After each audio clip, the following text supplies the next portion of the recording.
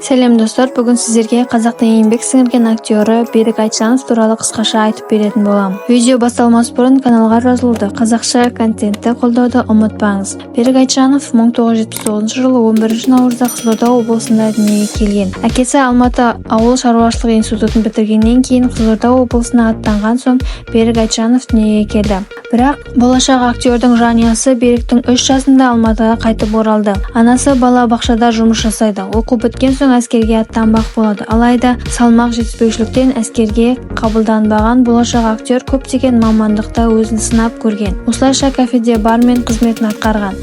Бір күні оны модель агенттігінен бір қыз кастингке шақырады. Суреттер кино түсірушілердің қолына түседі, бірақ біраз уақыттан кейін Берікке кинода бағын сынап көруге ұсыныс түседі. Алайда алғашқы кастингтен өте алмай қалады.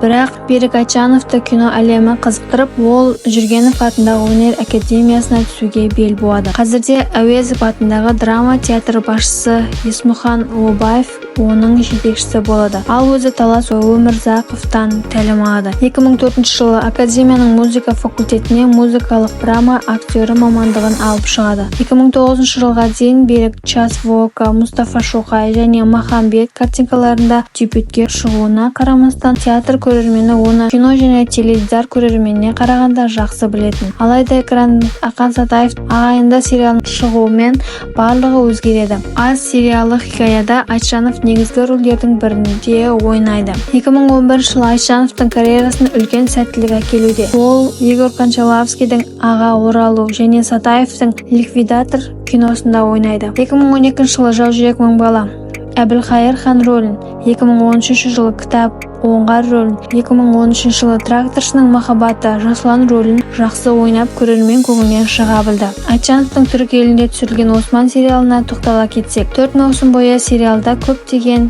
танымал түрік актерлары ойнады. Жуырда қазақстандық актер Берік Айтжанов сериалға қосылды. Оның қатысуымен сериал түрік экрандарында 1 ақпанда шықты. Ол Осман биге лайықты қарсылас болуды жазған қолбасшы Найман рөлін сомдайды.